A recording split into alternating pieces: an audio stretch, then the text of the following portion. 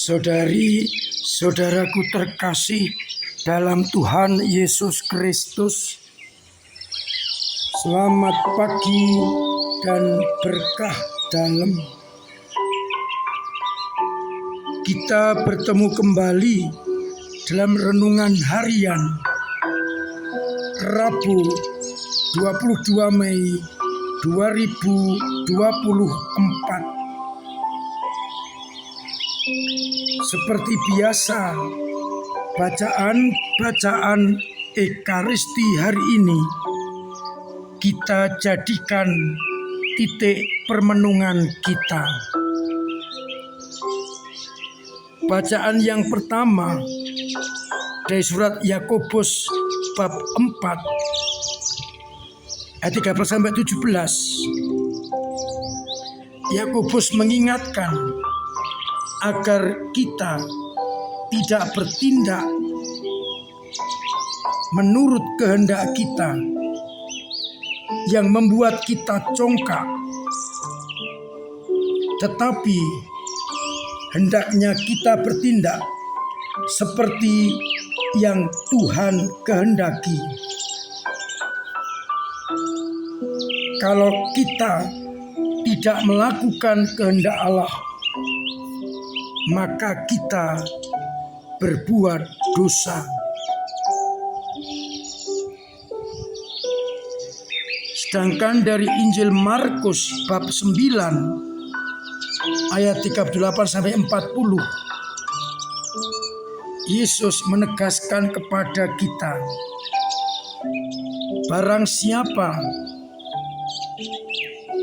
tidak melawan kita, ia memihak kita. Ini dikatakan ketika para murid, khususnya Yohanes, yang melarang orang mengusir setan demi nama Yesus, sekalipun orang itu bukan dari kelompok para murid. Maka Yesus menegur, jangan cegah dia, sebab tak seorang pun yang telah mengadakan mukjizat demi namaku, saat itu juga mengumpat aku. Saudari-saudaraku terkasih dalam Kristus, kedua bacaan hari ini syarat dengan permenungan yang datang dari Allah.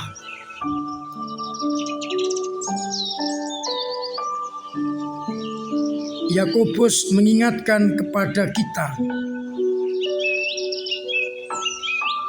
bahwa kita hendaknya bertindak melulu melaksanakan kehendaknya, dan bukan karena keinginan kita. Karena kita tidak tahu apa arti hidup kita, apa yang akan terjadi hari esok atau ke depannya. Kita ini bagaikan uap yang sebentar ada lalu lenyap.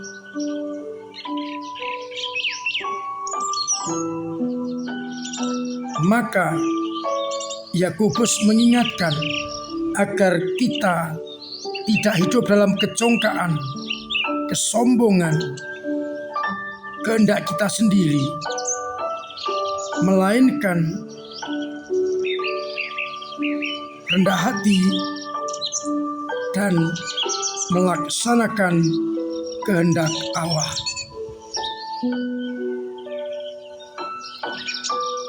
Maka poin permenungan pertama, selama ini bagaimana cara hidup kita? Apakah lebih banyak mengikuti kehendak pribadi, ataukah kita sudah melaksanakan kehendak Allah dalam hidup kita. Kita melihat teladan Bunda Maria ketika menerima tawaran Allah. Aku ini hamba Tuhan, terjadilah padaku menurut perkataanmu. Mari terus kita lihat bagaimana pengalaman hidup kita.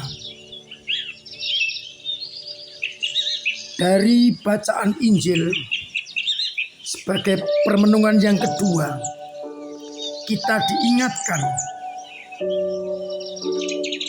bahwa bukan kita saja yang paling hebat. Kalau kita merasa demikian, maka kita membatasi karya Allah. Allah kita klaim sebagai milik kita saja. Tapi Yesus mengingatkan, di luar kelompok kita juga Allah berkarya, sehingga kita tidak boleh menutup rahmat Allah bagi orang-orang di luar sana.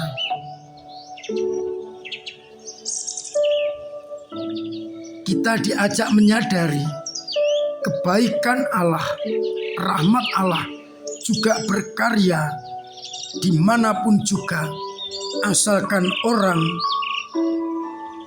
mempunyai disposisi atau sikap yang baik di hadapan Allah. Dengan demikian, kita diharapkan rendah hati dan tidak sombong memonopoli rahmat Allah. Kita menghormati, kita menghargai, kita meyakini Allah juga berkarya lewat mereka. Maka tugas kita adalah semakin mendorong orang untuk semakin dekat dengan Allah, menyalurkan rahmat Allah kepada dunia,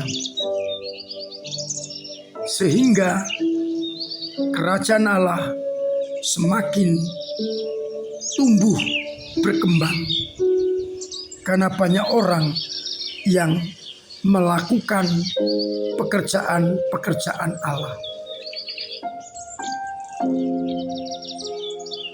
Untuk permenungan, saya mengajukan pertanyaan. Bila melihat kelompok lain di luar kita ikut menghadirkan kerajaan Allah atau melaksanakan kehendak Allah, bagaimana perasaanku? Ikut senang, ikut gembira, ikut mendorong, ataukah sakit hati, jengkel dan melarang? Kita diingatkan, barang siapa tidak melawan kita, dia ada di pihak kita. Dia menyatukan, dia menjadi murid-murid Kristus. Maka mari kita ambil sikap rendah hati apabila melihat kelompok lain di luar kita juga menghadirkan kasih karunia Allah, agar akhirnya semakin banyak orang menerima rahmat Allah, karena semakin banyak orang yang ambil bagian di dalam karya-karya Allah. Tidak mudah, tetapi harus kita coba dan kita perjuangkan. Tuhan memberkati kita sekalian. Amin. Marilah berdoa. Bapa yang penuh kasih, kami bersyukur karena sabda-Mu sungguh meneguhkan kami, mengingatkan kami, menguatkan kami. Semoga dengan sabda-sabda-Mu itu kami semakin mampu melaksanakan kehendak-Mu dalam hidup kami, semakin mampu untuk membiarkan rahmat-Mu semakin diterima oleh banyak orang, semakin mampu untuk mengamini karya-karya-Mu. Semoga iman umat-Mu Kau teguhkan, agar iman yang kadang-kadang lemah Engkau kuatkan, yang jatuh Engkau bangkitkan, yang mandek Engkau dorong, agar iman umat semakin mendalam, berkembang dengan subur, dan akhirnya menjadi umat yang setia. Semoga mereka yang sakit Engkau sembuhkan, yang telah berpulang Engkau bantu untuk menyelesaikannya dalam pengabdian dalam surga. Yang punya beban berat Engkau ringankan, yang punya persoalan Engkau bantu mengurai, yang mengalami kesulitan ekonomi Engkau bantu juga, agar mereka tetap mengalami kasih karunia-Mu. Untuk itu, bantu kami dengan berkat-Mu sendiri, Bapa dan Putra dan Roh Kudus. Amin. Saudara-saudaraku terkasih, tetap saya ajak, saya anjurkan, saya dorong untuk terus memiliki pola hidup yang sehat, agar kita terbebas dari virus corona dan penyakit yang lain.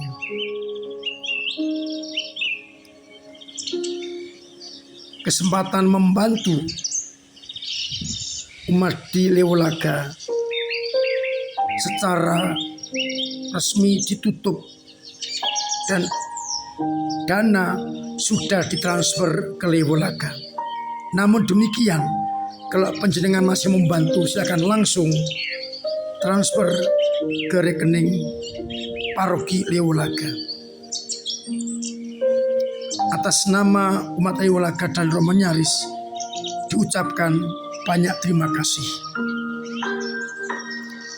Dalam bulan Maria, saya mendorong umat terus berdevosi kepada Bunda Maria lewat doa rosario, agar akhirnya Bunda Maria menjadi teladan ulung dalam iman.